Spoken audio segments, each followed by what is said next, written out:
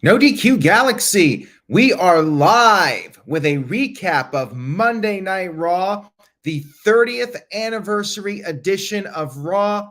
Shout out to everybody watching this, whether it's live or on demand. I very much appreciate your viewership and support.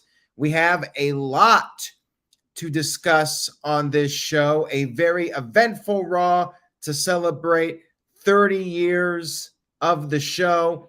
Now, let's start at the beginning.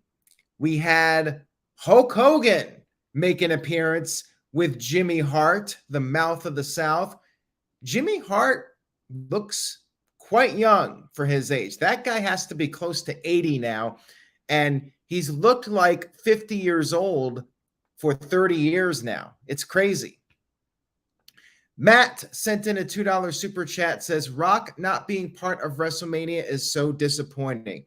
Well, let's not rule it out yet. Let's see what happens at the Royal Rumble before we jump to conclusions. Yes, there are reports that The Rock is unlikely to be wrestling at the event, but it's still not a sure thing until WWE actually announces Roman Reigns' match for WrestleMania.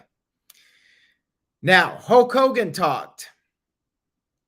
He basically did an introduction to the show, but Hogan was having some issues with his microphone. His stick was not working properly, although I guess by the time you're that age, these things tend to happen. He did get a new one, but by that point, it was time to wrap up the segment. Even Hulk Hogan, the legend that he is, could only be on camera for 15, 20 seconds. He did get in a cheap pop, mentioned the Philadelphia Eagles, and then we had our big introduction. WWE aired the entire greatest effing day of my life video package. We had the pyro go off. And I liked the graphics. We had some old school Raw logos displayed on monitors. These were all graphics on the screen. I like the Raw is XXX logo. Although I feel like somebody looking at that hashtag who's not a wrestling fan is going to wonder what the hell is that hashtag. They'll be afraid to click on it. And by the way, the commercials tonight were unbearable. Thankfully, the first hour of Raw was in fact commercial free. But the Pizza Hut, I'll be like, sheesh. And then the Don't Look Down, Close Your Eyes, K Jewelers commercial, they were driving me nuts. Literally every commercial break, those two commercials aired. So thanks for that, TJS. They did play a bunch of Raw theme songs throughout the show across the nation. The classic Raw theme song, the 2016 Raw theme song. They showed a bunch of photos throughout the history of Monday Night Raw. We did get to hear those songs, which was pretty cool. Anyways, first main segment of the show, we had the tribal court, the trial of Sami Zayn. I love everything about this segment. First of all, you had Sami Zayn sitting away from the table with the rest of the bloodline. Love the visuals in this segment. Crowd was chanting ECW at Paul Heyman. Heyman did acknowledge the chants, but said that ECW is dead, and he wishes the same for Sami Zayn. Basically, Paul Heyman was the prosecutor of this segment.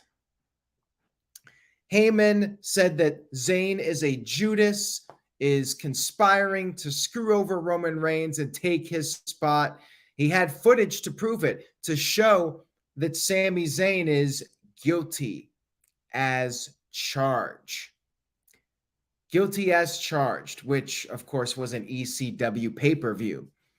Footage was shown of Sami Zayn running away, not helping the Usos, hesitating to hit Kevin Owens with a chair, and then at War Games, up on top of the cage looking for that individual glory, and then bumping shoulders with Roman Reigns on a SmackDown.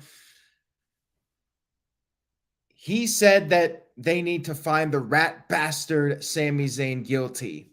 Now, Sami Zayn responded by talking about how much it hurt for Paul Heyman to say all these things about him. And then he said his defense is no defense. And then Roman Reigns responded by getting very angry and then saying that Sami Zayn has too much of an ego to even argue a defense. And at that point, he yelled for Solo Sikoa to issue the sentence, which was going to be the Samoan spike. Time stood still, did not stand still, or steal. Can't even talk. I'm tongue-tied. We're here live, pal. Anyways, he was going to hit the Samoan spike, but Sami Zayn was saved by Jey Uso, the guy that hated Sami Zayn for the longest time. Jey Uso turned out to be the defense for Sami Zayn and showed the footage of Sami Zayn helping the Usos win the tag team titles and other footage of Sami Zayn taking the bullet for Roman Reigns on multiple occasions. Then he brought up Survivor Series, how Sami Zayn was ultimately the reason they won the match. Jey Uso said that Zayn never gave up on him, and that is like family. He said he loves Sami Zayn like a brother. Crowd chanted Sami Uso, and Roman Reigns thought about it and said that the decision is made. Sami Zayn has been found not guilty for now. And he said he does not want to see Sami Zayn until the Royal Rumble. And at the Royal Rumble, it will be the final test to determine the fate of Sami Zayn in the Bloodline. Hell of a segment here. Loved every bit of it. Fantastic storytelling. And again, with the visual, with Solo Sikoa going for the Samoan spike, and you had Jey Uso grabbing him at the last second. Like that visual. So many things were really well done here. Lots of attention to detail. I said it before. I'll say it again. Best storyline in wrestling. Is it getting stale? Hell no. And Sunday Royal Rumble, or Saturday, excuse me. Saturday at the Royal Rumble, now there's a lot more intrigue about what Sami Zayn is going to do. Now, we have a few chat comments here, super chats. The Torvik23 sent in a $5 super chat. Thank you for that. Didn't they refuse to use the Triple X for WrestleMania? Why did they use it this time? Well, for one thing, Triple H is in charge and not Vince McMahon. And didn't the Super Bowl, now I'm not a football guy, but didn't the Super Bowl use XXX? I guess, XXX doesn't have to be associated with pornography. Like it's just a Roman numeral. But yeah, I think back in the day, they did not want their biggest show of the year to be associated with porn, I guess. And now they just did not care. Hamp Kano with a $5 super chat. Thank you for that, Hamp. Says, today in history, 1984, Hulk Hogan defeats the Iron Sheik in Madison Square Garden for the WWE title. Hulkamania is born. He would hold it for 4 years. 4 years is a long time to be champion, as Andre the Giant said. Hulk Hogan had a great run, and now Roman Reigns with the longest title run since the heyday of Hulkamania. Michael with a $2 super chat. Thank you for that, Michael. Says, you know who is getting stale? Bray Wyatt. We'll find out. We'll see what happens on Saturday. Talk about the test. I think the real test is going to be on Saturday in this pitch black match. Is Bray Wyatt a bust coming back, or will it be a success? If that match is awesome, then I think that's a good sign for Bray Wyatt's future. But now it's put up or shut up. Can Bray Wyatt actually produce an entertaining match? We'll find out this Saturday at the Royal Rumble. And yeah, they use the XXX logo for WrestleMania, so I'm not sure why that super chat brought that up, but you know, they did abandon the Roman numerals for the most part with WrestleMania, and I think they just didn't like it, or specifically Vince did not like the Roman numerals, thought it was too old-fashioned. At least that's what I think the report was at the time. We'll get to more about Bray Wyatt here in just a few moments.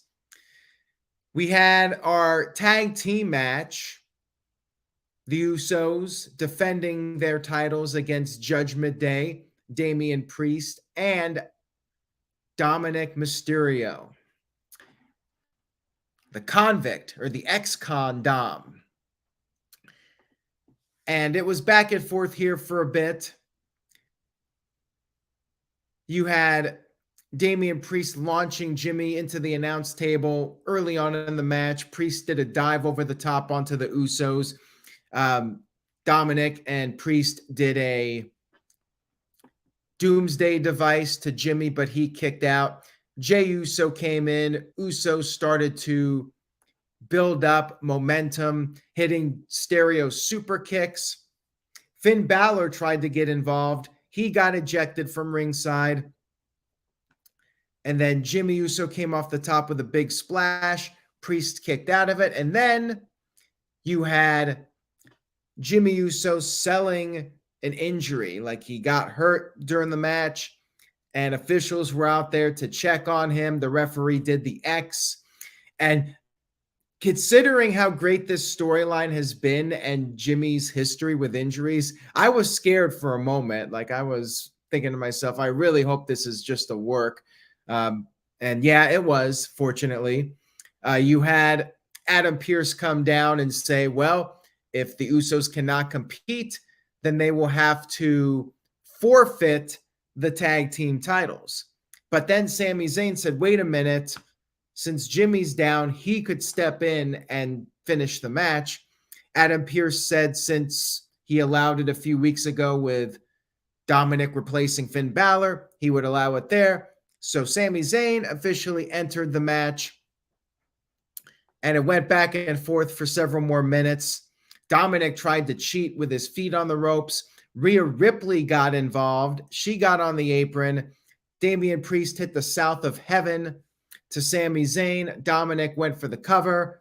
Kick out. Nice near fall there. Jay got the hot tag.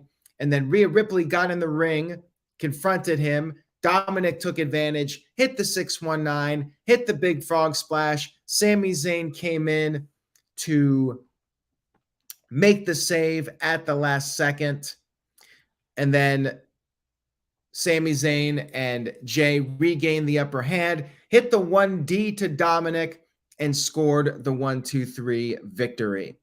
Again, great storyline here. Sami Zayn winning the match for his team, showing his allegiance to the Bloodline. The plot continues to thicken for the Royal Rumble. Everything about this was excellent. Really enjoyed it. And I was on the edge of my seat. I had no idea if we were going to see a title change or not, or if Sami Zayn would accidentally screw up and cost them the titles. Like, I did not know what was going to happen here. I got some heat on social media because I brought up how the first hour of Raw blew away Dynamite. And granted, this was an anniversary show, but this first hour much of this was built around the Bloodline storyline, not the nostalgia stuff. And this Bloodline storytelling, to me, this is what I like. I like when I'm not able to predict what's going to happen. I thought maybe Sami Zayn was going to kick out of the Bloodline in that first segment.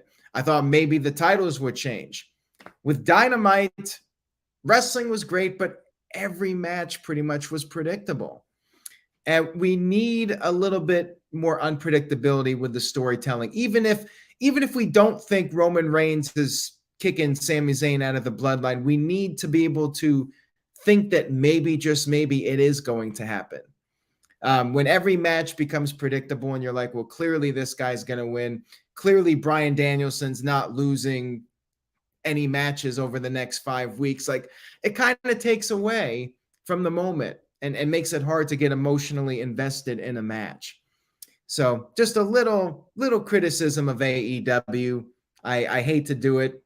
You hate to see it because I do really enjoy AEW's product, but sometimes I feel like they get stuck in their own booking pattern that is predictable.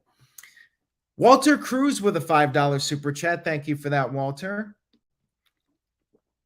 He says, like and share this video. Say yes to no DQ. Hashtag stick to my shtick. Hashtag feel merchy. Also, after the X from the referee, they got me for a second.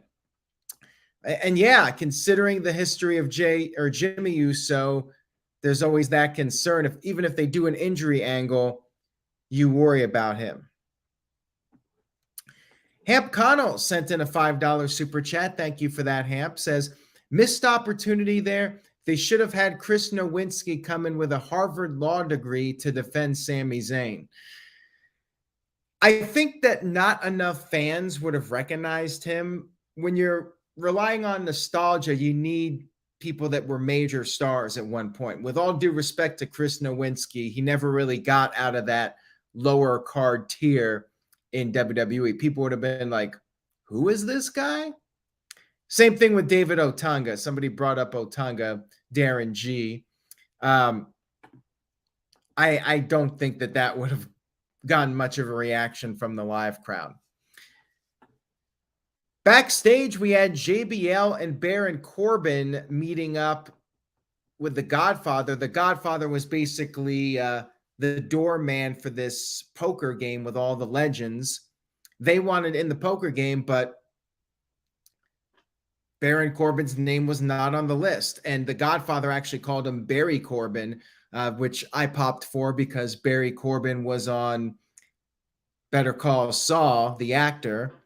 And Godfather said there's no Barry, there's no Baron on the list. But then you had Ron Simmons show up and vouch for JBL and got JBL and Baron Corbin into the poker game. We had LA Knight in the ring for a promo. He said he's not scared of the Firefly Funhouse and the puppets. He called out any legend to make an example out of before the pitch black match at the Royal Rumble. And guess who showed up? A man who is very familiar with pitch black, The Undertaker. And we got not just The Undertaker, but the American Badass Undertaker. For those of you that are longtime viewers of this channel, I think one of the top questions I received over the years was, when is the American Badass returning? And it became a running joke. Like, I got that question almost on a weekly basis. We got the American Badass. We did get him kind of at WrestleMania 36 in the Boneyard match, but we got the American Badass song from Kid Rock. He came out there on the bike.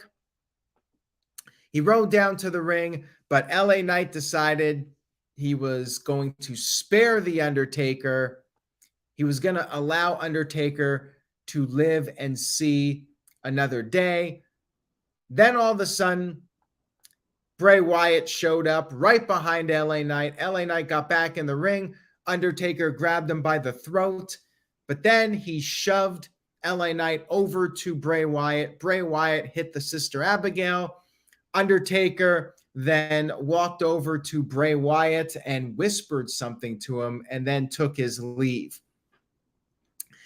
I thought this was great. Love this segment. And I think WWE did a really nice job with the utilization of the legends. Instead of the legends stealing the spotlight, the legends were there to put over the current guys and enhance the current guys, which made this a lot better than most of your legends shows. Basically, Undertaker passed the torch. That's how I interpreted this segment with The Undertaker. Instead of choke slamming LA Knight, he gave him over to Bray Wyatt. So that was really cool. I don't know if Fred Durst is on the ban list. I know he flipped off the camera at a SummerSlam several years ago. No way they were putting that jobber, Damien Demento, on this show. Just wasn't going to happen. So we had another poker segment with DDP, Medusa. They were playing with Alpha Academy. Then we had what was supposed to be a steel cage match between Becky Lynch and Bayley. Damage Control, though, showed up before the match could even get started. And Bayley kicked the steel cage door into Becky. 3-on-1 attack. Inside the cage, they locked it. Adam Pearce and officials had to come down with bolt cutters. And then they finally opened the cage door. Damage Control climbed up to the cage and celebrated. And basically, there was no cage match. Bait and switch. Although it was reported that there were time issues. And that makes sense because the Bloodline segment went very long, and I guess the call was made to hold off on this match for a future date instead of rushing it. So it was a negative in the sense that it was a bait and switch, but I understand with the time constraints, I think they probably made the right call to hold off on it. I mean, they could have cut something else, but you know what? Save it for another week. Maybe they advertised too much for this show. We had D-Generation X come into the ring for a promo, and they did their introduction. Road Dogg did his shtick, but then when he turned over to mention the badass Billy Gunn, well, Billy Gunn wasn't there. Billy Gunn is in AEW. He scissors people. Instead, you had Kurt Angle standing in for Billy Gunn. And Kurt Angle said that he wanted to be a DX member. So he revealed a DX t-shirt. Triple H started to do his shtick, but then you had Imperium show up. And they were talking about how filthy this was, a mockery of their great sport. And Triple H got in Gunther's face, but then said he's retired. He backed off. Shawn Michaels did. All of DX backed off, realizing they're too old to get in a fight with Imperium. And they were wondering if there was anybody out there that could help them. That's when Seth Rollins came out there, Street Profits came out there, and then Shawn Michaels was like, if only there was somebody that could make this match official. Triple H made a comment about how it's difficult to book stuff, little inside reference, and said if only there was somebody to make sense of the situation. That led to, well, Teddy Long showing up and making a tag team match, playa. Holla, holla, holla. And then Shawn Michaels wondered if somebody could actually control things.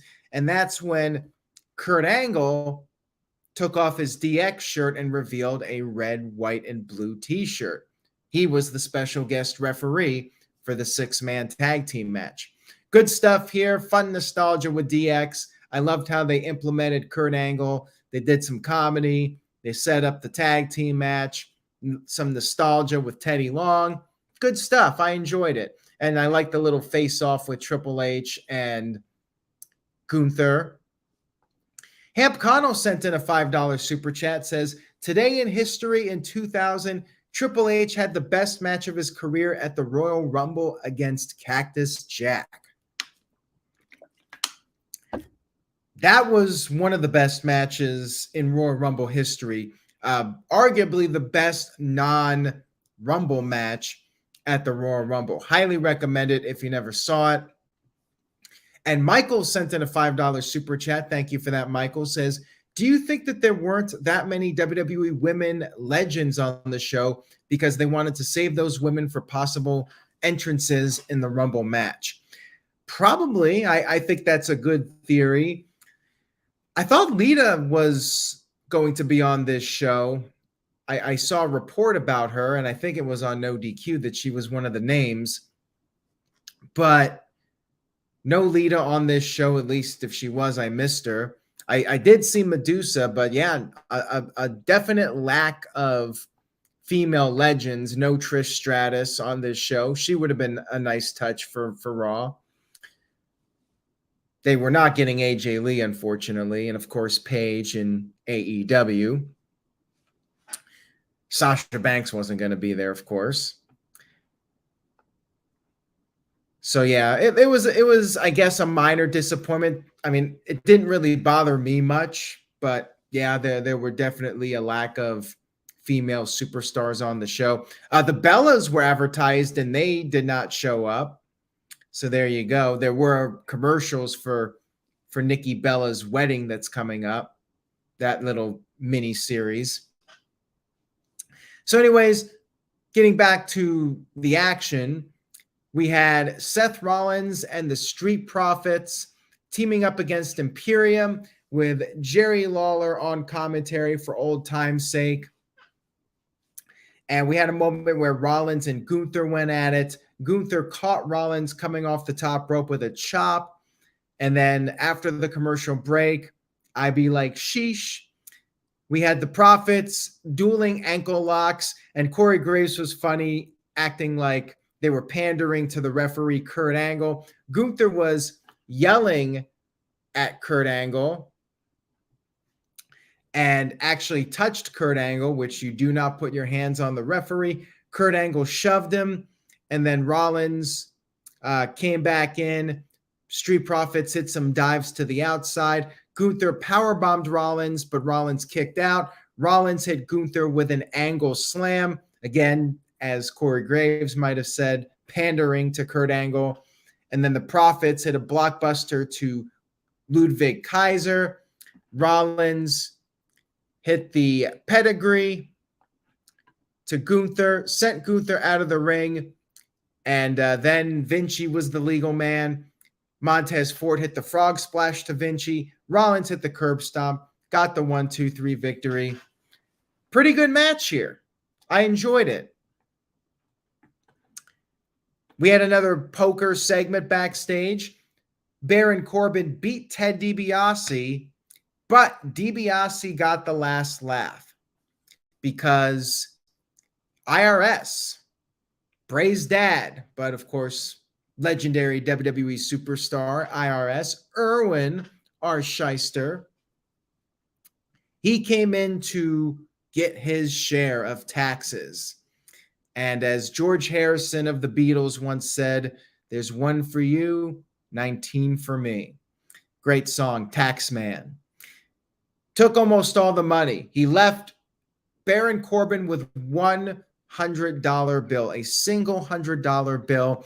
Ted DiBiase came in with his $1 million title and was laughing. He did, in fact, get the last laugh. We had Lashley with another backstage promo, talked about his no DQ match with Theory for the U.S. title, saying there'll be no excuses for Theory. MVP met up once again, continuing the Hurt Business reunion tease, but Lashley said he doesn't need MVP's help. He will handle his own business. Remember that for later. We then had The Nature Boy, Ric Flair, introduced his daughter, Charlotte Flair, and he put her over, called her the greatest woman champion in WWE history. Charlotte came to the ring, cut a promo, talked about revolutionizing women's wrestling on Monday Night Raw. And you had Bianca Belair interrupt. We had both champions in the ring. And Bianca said that with all due respect, Raw is her show.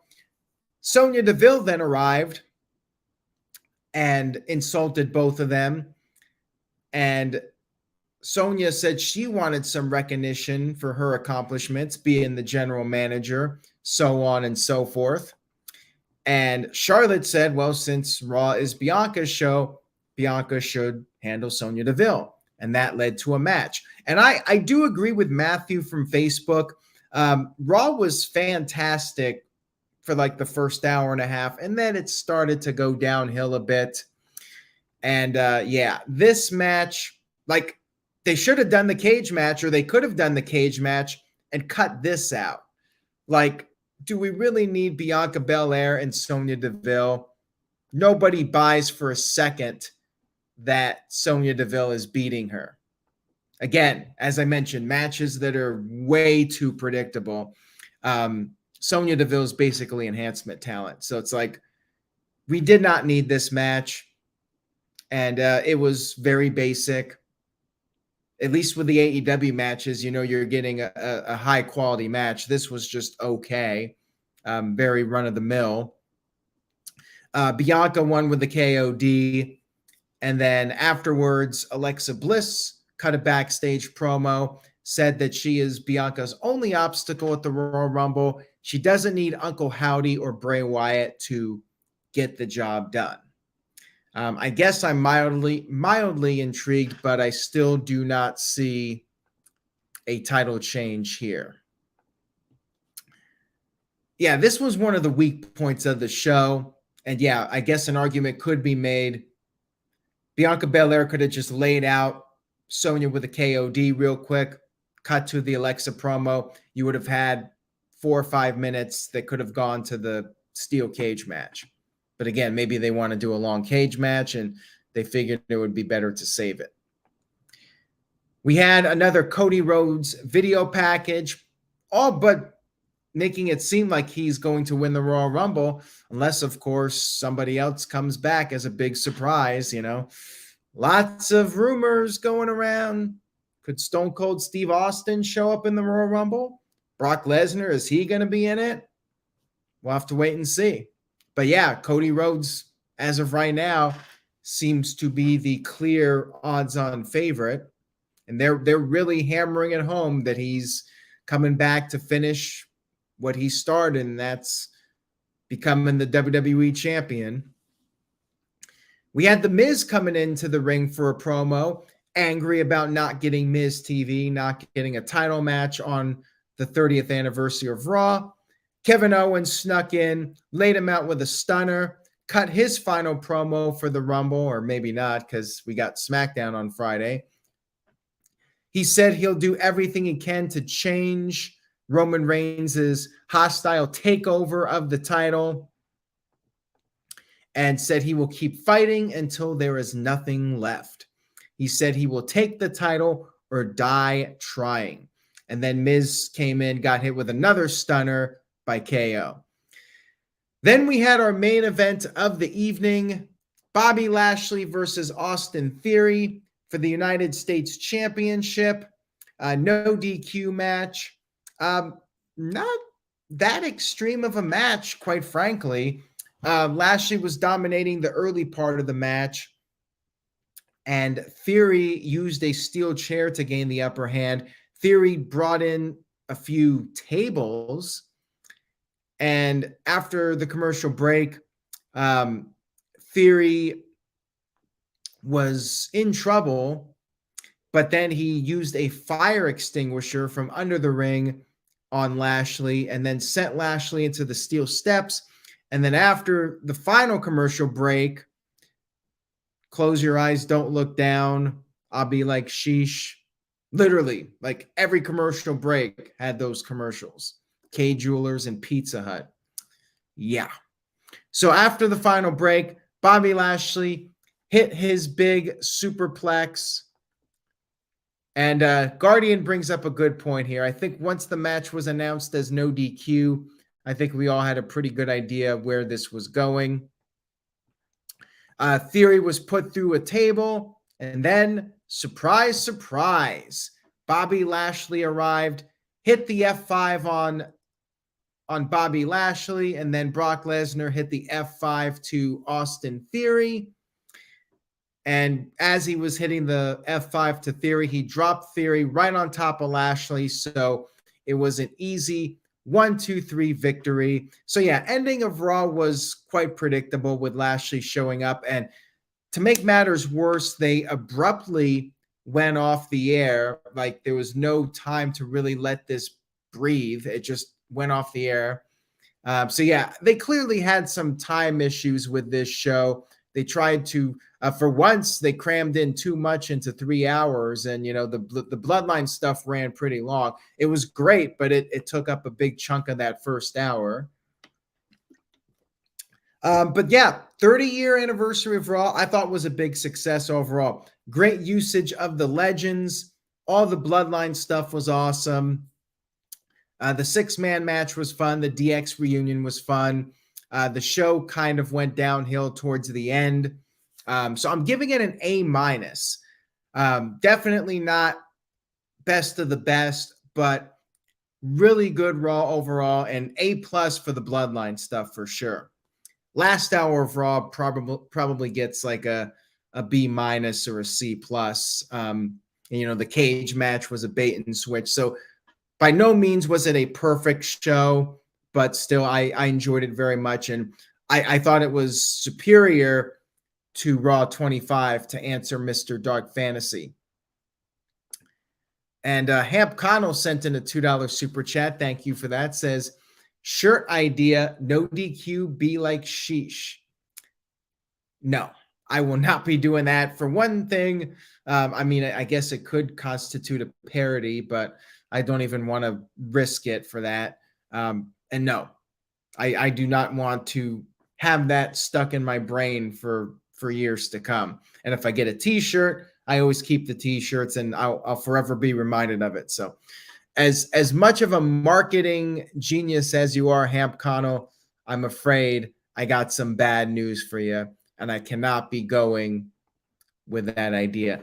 The Raw song, whatever. It's popular with all the ravers, EDM.